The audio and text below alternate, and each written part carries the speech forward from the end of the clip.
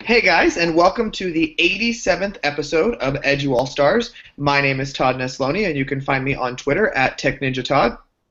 My name is Chris Kessler. You can find me on Twitter at IamKessler. Just want to welcome everyone back to the podcast. And as you listen to this week's episode, we encourage you to tweet out using the hashtag EduAllStars. We also love seeing those conversations and hearing the things that kind of stood out in the show.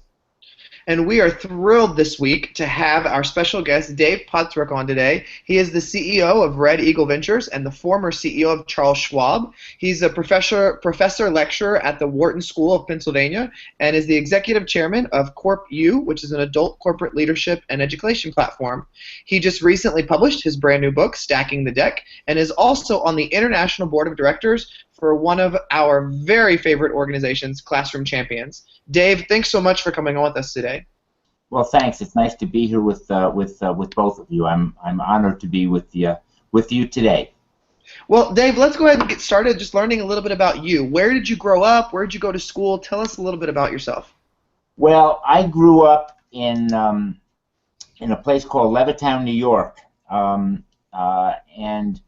actually, when I grew up, I never even knew a business person. There were no white collar people in my neighborhood. Everybody was a truck driver, a factory worker, a policeman, bus drivers, truck drivers, and so I had no role models for doing anything other than blue collar work really during my life, and so I didn't really know what I was going to do. And as things would have it, I got recruited by the University of Pennsylvania to play football, so I went there. I had a full scholarship. I enjoyed 4 years on the gridiron at Penn and still didn't know what I wanted to do.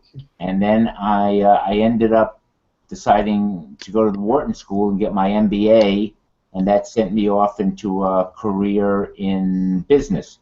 My original plan when I went to Penn was actually to be a teacher. And I didn't end up a teacher, obviously, but the truth of the matter is that I've always considered myself a teacher. And throughout my business career, I feel like the thing that helped me succeed was my ability to work with my colleagues somewhat like a teacher would, because everything in business is about the team. It's all about the caliber of the team, being a magnet for talent, getting everyone to work together. And that requires a certain amount of teaching to help everybody see that, because not everybody comes to the table with that attitude to begin with. Right. And now, since I left Schwab 10 years ago, I've become a college professor, and I teach in the MBA program at Wharton, and it brings me great joy. So I think I have some appreciation, a little bit of appreciation for what your listeners are all about, and I have nothing but the greatest respect for the role of education in the world. I definitely appreciate that, and I will say that for all the listeners as well. I can definitely appreciate that. So you're currently the CEO of Red Eagle Ventures. Can you tell us a little bit about the things you're working on there? Yeah, so Red Eagle is an early stage investment organization, and I started that about 10 years ago, and we've invested in all kinds of early stage companies.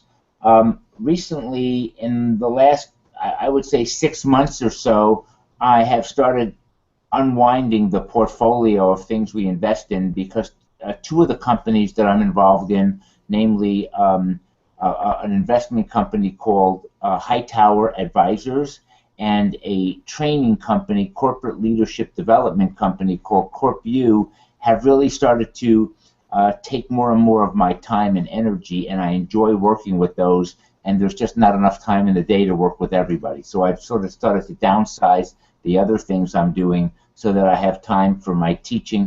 I also wrote a book, and that started eating up a huge amount of time, because suddenly you go on book tour and you start giving speeches and you're running around trying to promote your book, because if you don't promote it, nobody buys it. And so, one of the things we've done is actually send out one of the book I wrote called Stacking the Deck, How to Lead Breakthrough Change Against Any Odds, and we sent that out to all the teachers that are part of Classroom Champions.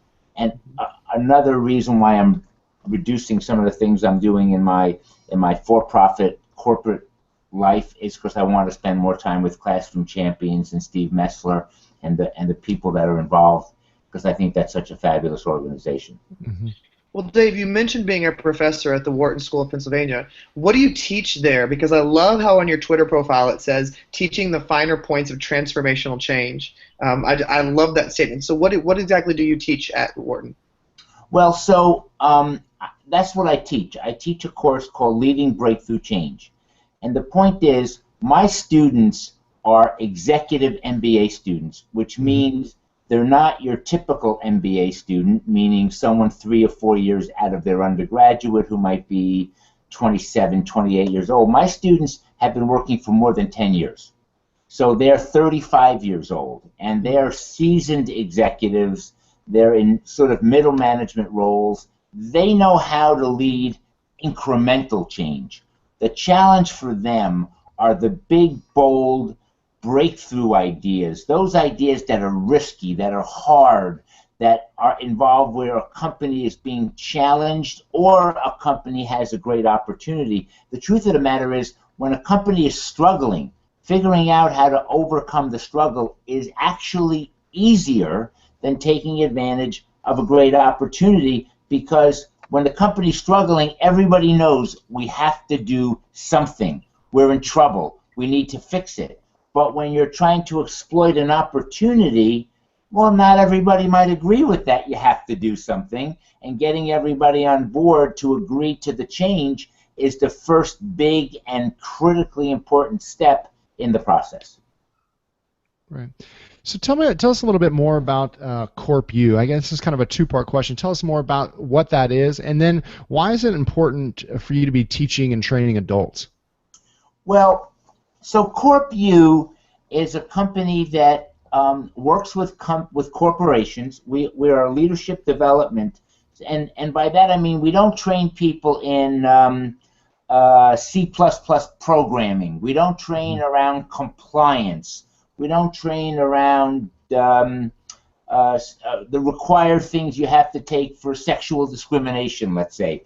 We do training in the soft skills, leadership, communication, teamwork, things of that nature. And what we're trying to do is change the paradigm to take advantage of 21st century technology. So 20th century training that we all did, in the last century, was when you wanted to do leadership training, everybody got on an airplane and they flew off to a central location where you met up with 30 or 40 of your colleagues, and you spent 2 or 3 or 4 or 5 days in some kind of an intensive leadership development program.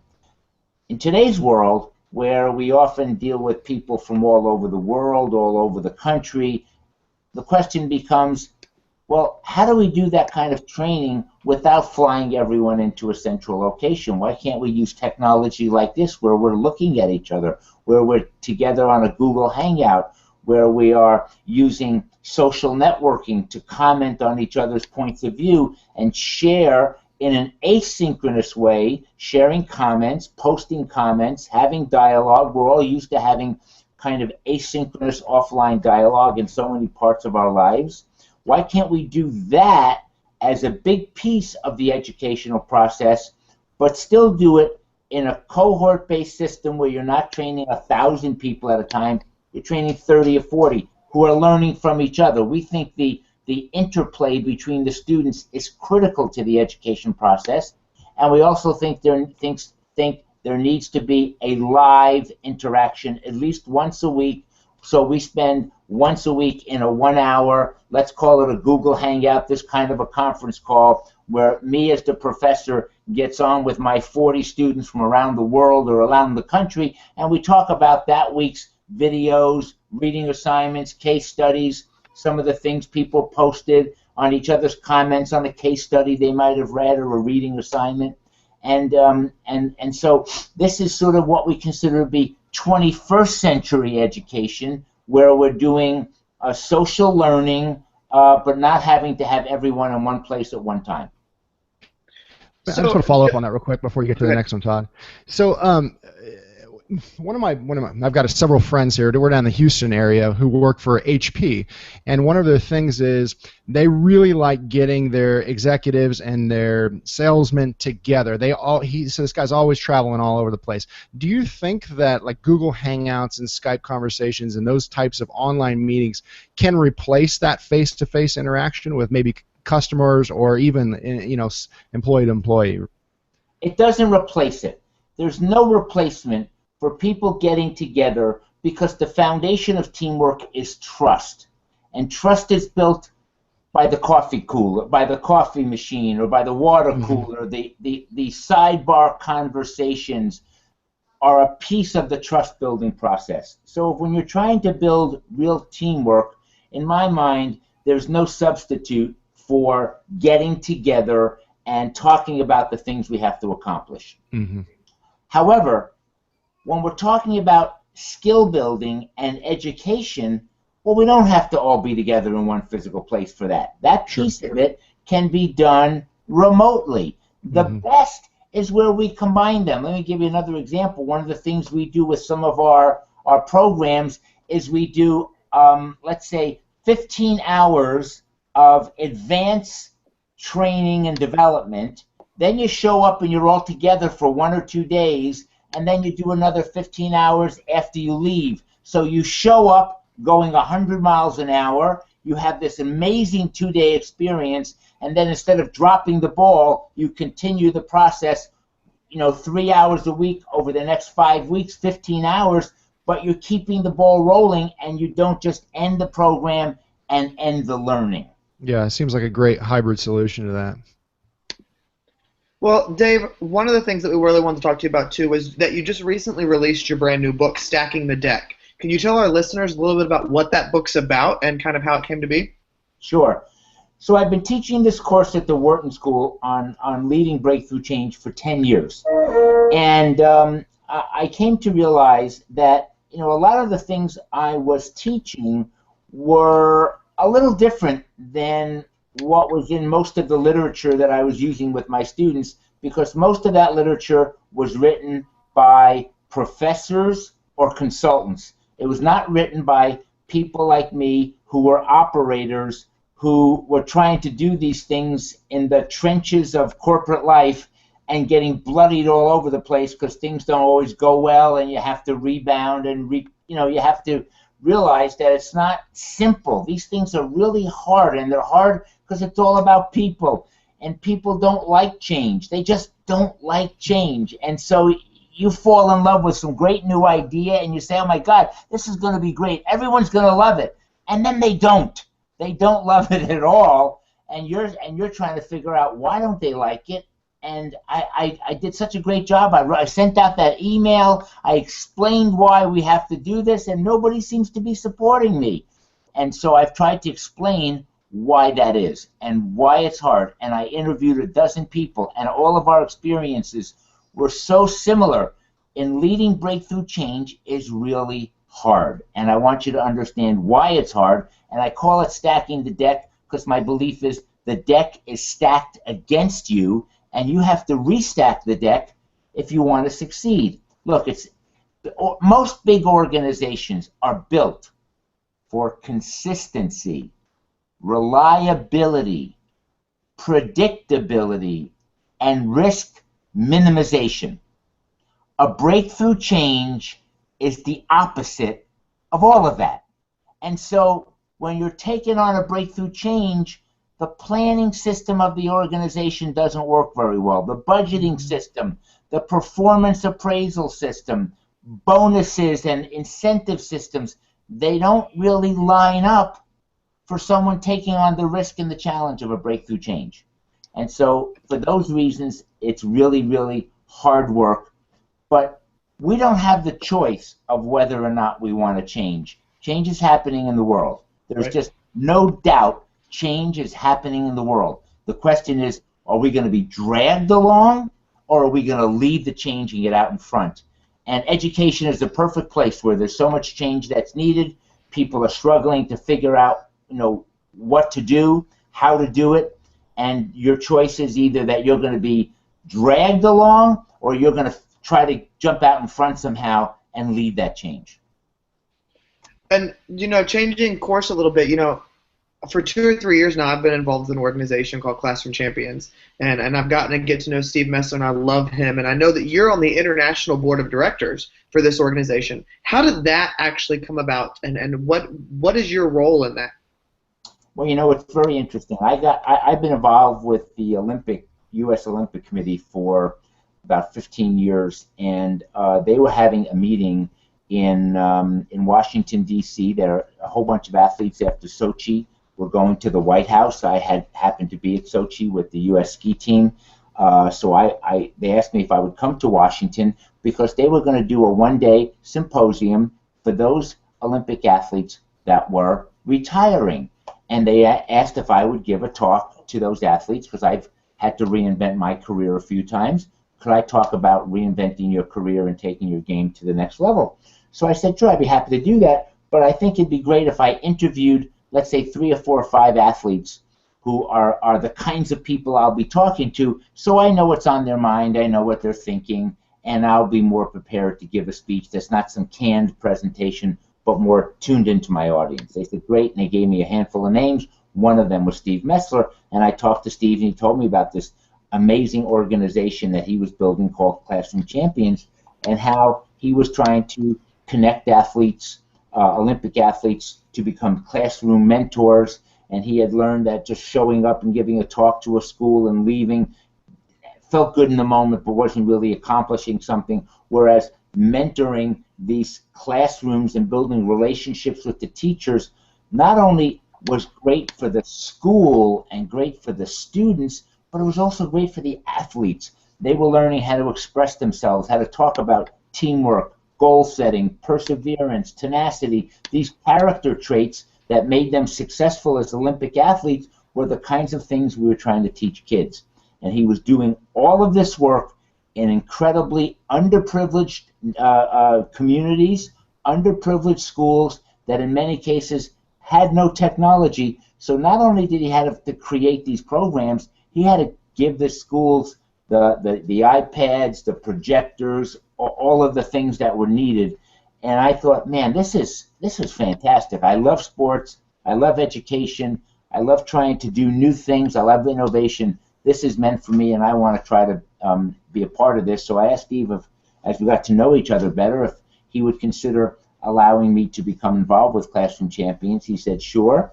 And I said, well, why don't I give half of the profits of my book, not profits, half of the revenues of my book to Classroom Champions? And he said, gee, that would be great. And so that's awesome. What we're doing. Yeah, that's so fantastic. Great. So thinking back to like grade school, what kind of teachers, what are the qualities of your favorite teachers? What kind of qualities do they possess? Well, most teachers are amazingly driven people. They care about kids. They wouldn't go into the profession if helping children wasn't something that was just in their core. It's not something you learned that you want to do. It's something you're sort of born with. They have that desire to make a difference in the lives of kids. Learning how to connect with children and learning how to inspire children to want to become more. How do we get kids to believe in a bigger idea of where they can go? And I think that's hard. I think that not everybody knows how to do that. And so to me, part of what's so great about Classroom Champions is that when I talk to a lot of Olympic athletes, they're as amazed as we are that they became Olympians. When I talk to Steve Messler, it's like, I don't know how exactly this happened, and I wasn't always sure it was going to pay off, and I didn't know if I was going to become a gold medal Olympic champion. I just wanted it so badly, and I poured myself into it, and somehow, it kind of came together and it worked out. And that belief in that there are no guarantees in life. You can't be sure it's going to work, but you earn the right to try by believing in yourself. And what we need teachers to do is to help kids really believe in themselves, believe in their potential. I had a chance to visit a Classroom Champions school in Camden, New Jersey. It was in a very tough neighborhood, and I met the teacher of this school, of this class, and it was amazing to see her in action and how these kids all wanted to go to college. They all wanted to make something of their lives, and that came from her energy and her passion, and I was just humbled and in awe of the whole thing. So thinking about what kind of student were you in school, and how do you think that our schools or our classrooms could kind of be designed to better meet the kids of the needs of the kids that we now serve? I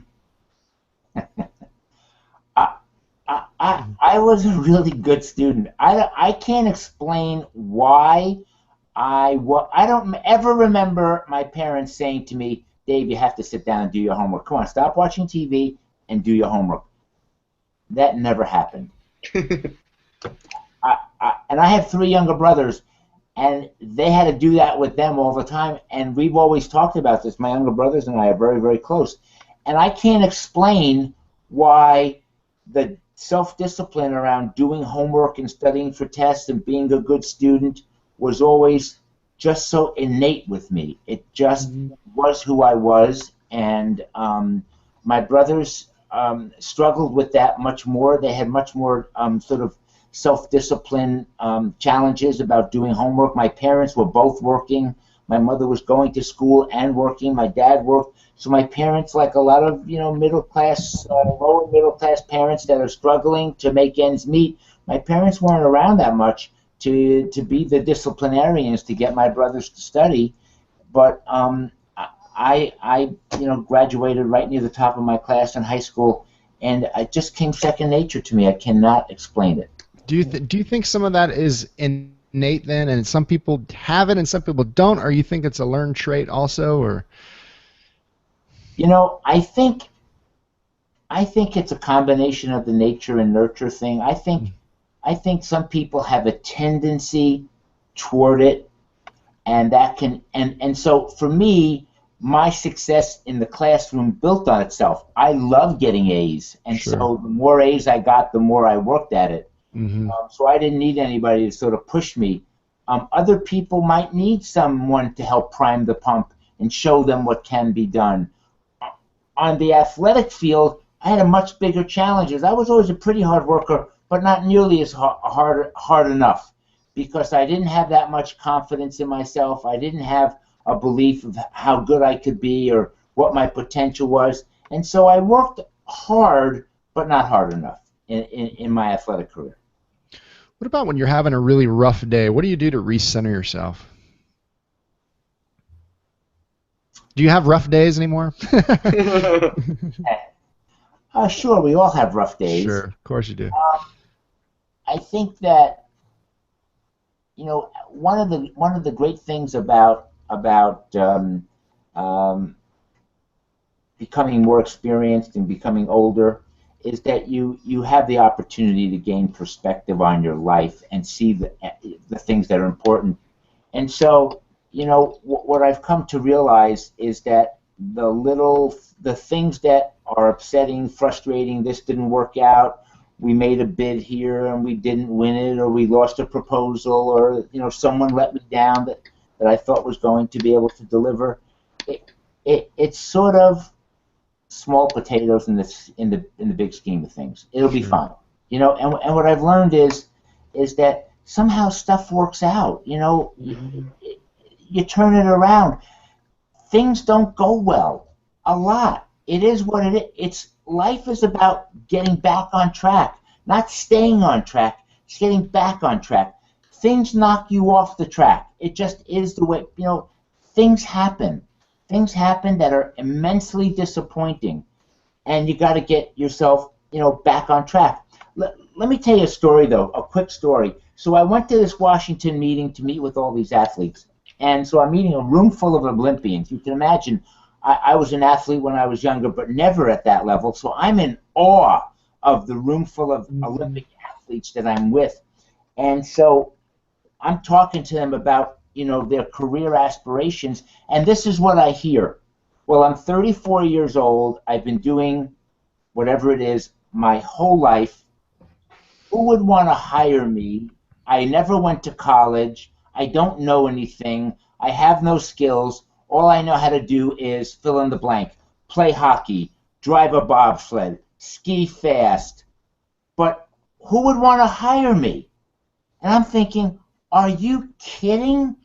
You are an Olympian. You know what it means to be excellent. You know what it means to be devoted, tenacious, to recover from disappointment. You know about goal setting. You know about hard work. You have these character traits. You don't even know you have them. Mm-hmm.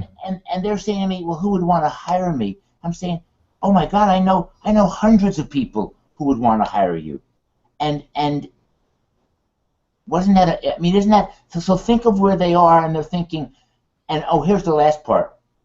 And I'll never do anything again in the rest of my life that was as exciting and as fulfilling as what I've been doing for the past 15 years. So in essence, my life is over. I mean, think about that attitude when you're 34 years old. And I had no idea. It was just such an eye-opener to me what these athletes faced. And here are some of the most accomplished people in the entire world, revered by people like us, and they're thinking, who would want to hire me? Oh, my God. Yeah. Well, Dave, one of the things that we always like to end our podcast show on is what is something that you're really passionate about right now? Well, right now, I'm really passionate about the work I'm doing with Classroom Champions. This is a great idea. This idea Steve Messler had. Let's put technology in classrooms. Let's train children who don't have access to technology how to use it. Let's train teachers how to use it. Let's train the teachers in how to do these monthly themes around these character traits that are so important. And let's train the athletes in how to talk to kids about stuff like this, because they do a ton of work with the athletes to teach them how to project on these topics of character. So the athletes are better off for being in the program, the teachers are better off, the kids are better off, everybody wins. It's just such a great idea, and the cost per kid, the cost per classroom per year is so manageable that the leverageability of this is just incredible. Right. So I just want to see this get to be, I'm serious, first we have to get 10 times bigger than we are, then we have to get 10 times bigger than that. So I won't be happy until we're at least 100 times as big as we are today. I love that. And as crazy as that sounds, that's exactly what we did at Charles Schwab from the time I joined till the time I left. And boy, was that a lot of fun and a lot of excitement. Yeah, I heard a quote. You say this 10 times. I heard a quote this week. I was listening on a podcast with Tim Ferriss, and he had a guest on, and he was talking about you never want to set your goal as 10% bigger, because everyone is setting their goal at 10% bigger, and there's too much competition there. You always want to look at 10x on everything. And I find that interesting that you said kind of the same thing. It's the whole mindset shift for sure. Well, if you want to get 10% bigger, you can do everything you're doing now a little bit better. Mm-hmm. If you want to get 10 times as big, you have to decide there's going to be some things we're going to do that have to be bold and big changes. And I find that exciting. So, Classroom Champions won't get 10 times bigger by doing what we're doing today a little bit better. We're going to have to figure out some breakout strategies that and really grow the thing exponentially, which is awfully exciting, and it's what the world needs, in my opinion. Yeah, super exciting stuff. Well, Mr. Pottruck, thank you so much for joining us. How can listeners get a hold of Stacking the Deck? Well, you can find me on my website, which is davidpottruck.com, DavidPottruck, davidpottruck.com. The book is for sale wherever books are sold. Barnes & Noble and Amazon both have it on their website. I think the book is now in its third printing. It was a New York Times. So so that was awfully exciting and gratifying. And you can follow me on Twitter at David Pottruck is my Twitter handle. And be a pleasure to be in touch with people and hear from more of you. Great. And you can find us on Twitter at EduAllStars HQ. You can also check out our website at EduAllStars.com. And then on iTunes, you can search out EduAllStars with no spaces and find the previous 86 episodes that we've done, including one with Steve Messler, which I believe was episode number 2, our first interview. Our first episode was the three of us talking about what the hell we're doing with EduAllStars, and the second one was actually Steve Messler. So that's super exciting. And everybody, we hope that you join us for our next episode as we bring you some more guests, people who are impacting the face of education. David, thank you so much for coming on with us today, and we greatly appreciate it. Well, it's a thrill for me, and I hope it was everything you hoped it would be. Thank you for having me.